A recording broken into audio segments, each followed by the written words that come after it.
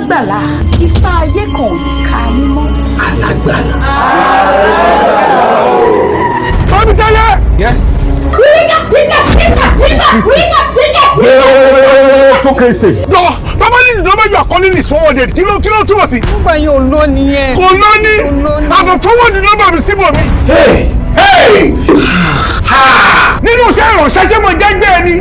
Tí o bá jẹ́ wípé àwọn tó ń tà bíbélì wọn ọmọ tó ṣe ṣé sáìsì kan náà ló yẹ kó tà fẹ́ bí àti ẹ. Sáà Alpha 50 million ni máa ra bí.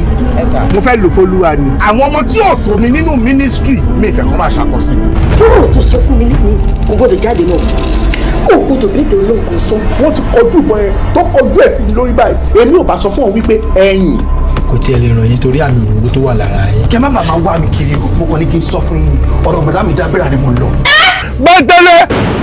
Gbogbo ẹ̀yin olólùfẹ́ Odunlade Adekola, òun lẹ ti rí yẹn o. Alagbala Part 2 ó máa jáde ní next week Friday on the 29th of May 2026 lórí OAFP TV ní YouTube. Ẹ fi sọ́kàn, ẹ má wàá gbàgbé o, ẹ jọ̀ọ́ ẹ bá mi tẹ like button kí ẹ sì tún tẹ̀lé mi, ó túmọ̀ sí subscribe button kí ẹ lè máa gbọ́ gbogbo bó bá ṣe ń lọ. Ẹ̀yin olólùfẹ́ Odunlade Adekola, màá tún máa rí yín náà o. Ó dàbọ̀.